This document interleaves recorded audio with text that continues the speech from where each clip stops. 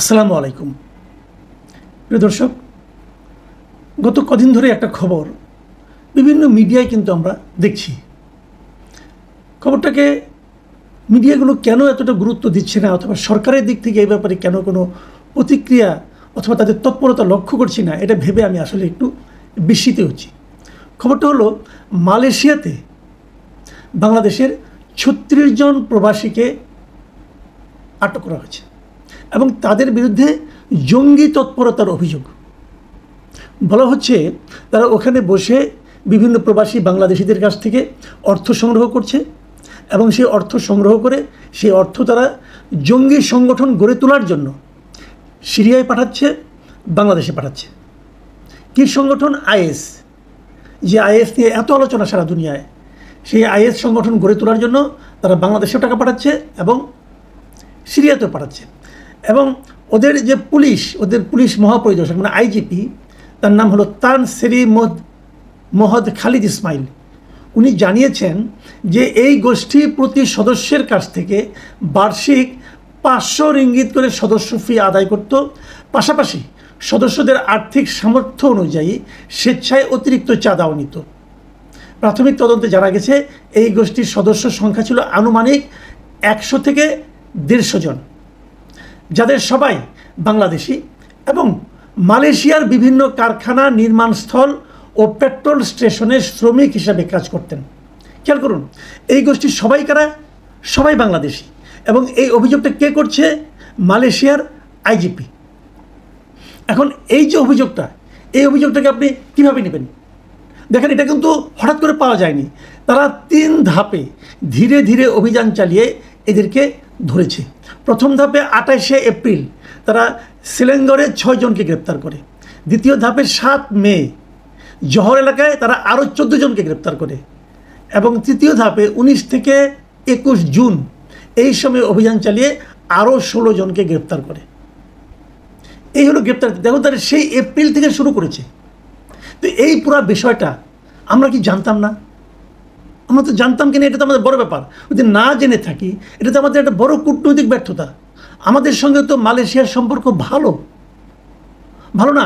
দেখুন, আমাদের প্রধান উপদেষ্টা দায়িত্ব নেওয়ার পর, মানে আওয়ামী লীগ সরকার চলে যাওয়ার পর নতুন যে অন্তর্বর্তীকালীন সরকার এসেছে আমাদের দেশে ডক্টর ইউনূসের নেতৃত্বে, তার আমলে প্রথম যে সরকার প্রধান বাংলাদেশে এসেছিলেন তিনি হলেন মালয়েশিয়ার প্রধানমন্ত্রী আনোয়ার ইব্রাহিম।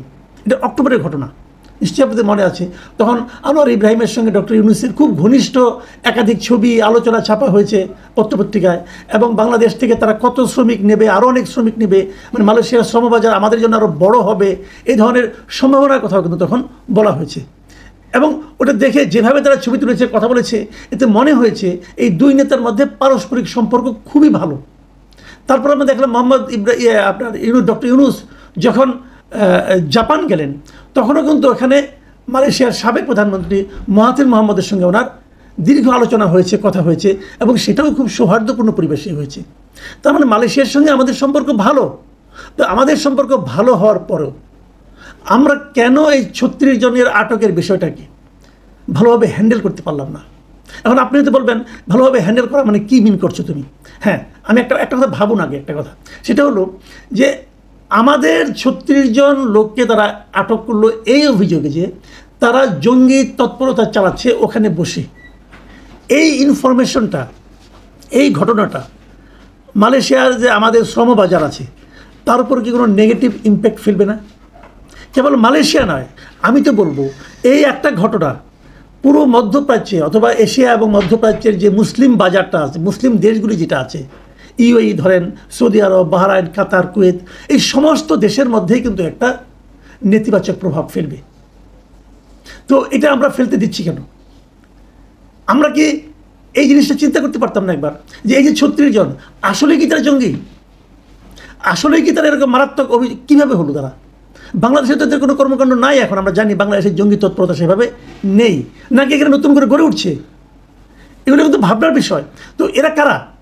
এরা তো আমাদের দেশেরই নাগরিক, আমাদের এখানকারই নাগরিক। তারা আমাদেরই কারো ভাই, কারো ছেলে, কারো ভাতিজা। এরা হঠাৎ করে জঙ্গি হয়ে গেল কীভাবে?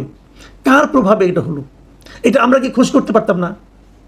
অথবা এরা কি কোনো ট্র্যাপে পড়ে যায়নি? তো কেউ এদের দেখেন ওরা বলেছে যে বিভিন্ন সোশ্যাল মিডিয়ার মাধ্যমে হোয়াটসঅ্যাপ, তারপর মেসেঞ্জার, এই সমস্ত মাধ্যমে তারা যোগাযোগ করতো এবং বিভিন্ন ওয়ালেটের মাধ্যমে টাকা পয়সা তারা লেনদেন করতো।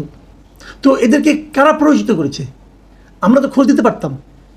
এমনও তো হতে পারে যে অন্য কোনো দেশ যারা এই রিজিয়নে শ্রমবাজারে বাংলাদেশের প্রতিদ্বন্দ্বী কিংবা তারা বাংলাদেশের উপস্থিতিকে সহ্য করতে পারছে না, তারা যে এই কাজটা করেনি, তারা যেভাবে এদেরকে নানা রকমভাবে ফাঁদে ফেলেনি, সেটাই বা কে জানে। আমরা কি সেটাও খুঁজে দেখার চেষ্টা করেছি? করিনি। আমাদের ভূমিকাটা আসলে কী ছিল বলেন তো?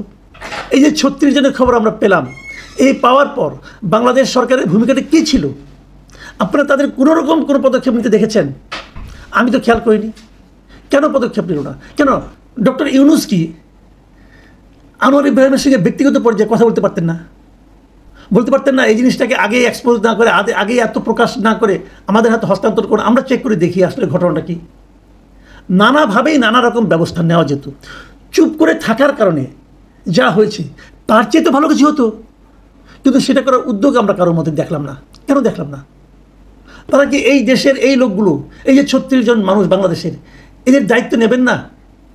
এদের অনেকে তো না বুঝেই এই কাজটা করেছে। তো এই 36 জনের জীবন কিন্তু না, এই 36 জনের পরিবারের সমস্যা কিন্তু নয়। এখানে সমস্যা হচ্ছে বাংলাদেশের যে হাজার হাজার শ্রমিক মালয়েশিয়ায় যাচ্ছে, গিয়েছে এবং আগামীতে যাবে, তাদের সবার জন্য কিন্তু এটি একটা বড় সংকট। তো সেই সংকটটাকে আমরা কেন এত গা ছাড়াভাবে হ্যান্ডেল করলাম? আমি জানি না এই প্রশ্নের কী জবাব তাদের কাছে আছে, অথবা তারা কি বলবেন। হয়তো বলবেন না আমরা গোপনে গোপনে যোগাযোগ করেছি, তাও বলতে পারেন। সেটাও যদি হয় তাও ভালো, কিন্তু আমি মনে করি গোপনে যোগাযোগ করলেও আমাদেরকে একটু পাবলিকলি একটু জানানো উচিত ছিল। কারণ এটা নিয়ে তো আমাদের দেশে যারা এর সঙ্গে জড়িত নয়, কিন্তু মালয়েশিয়ায় আমার ধরেন আত্মীয় স্বজন আছে, আমরা সবাই উদ্বিগ্ন হয়ে পড়েছি। এবং তারও চেয়ে বড় কথা, সরকার এই মুহূর্তে অর্থনৈতিক যে সক্ষমতার কথা বলার চেষ্টা করছে, বৈদেশিক মুদ্রার কথা বলছে, রেমিটেন্সের কথা বলছে, তার উপর এটা কত বড় ঝুঁকি আসতে পারে সেটাও কি ওনারা একবার ভেবে দেখেছেন? এরা আছেন রাজনীতি নিয়ে, নির্বাচন কত দেরিতে দেওয়া যায় না কি করা যায়, দেরিতে নির্বাচনের জন্য কী কী অজুহাত তৈরি করা যায়, আরে এগুলি নিয়ে ব্যস্ত আছেন। খুবই আনফর্চুনেট। আমি ভাবতে পারিনি যে একটা সরকার এতটা কাণ্ডজ্ঞানহীন, এতটা দায়িত্বহীন হতে পারে।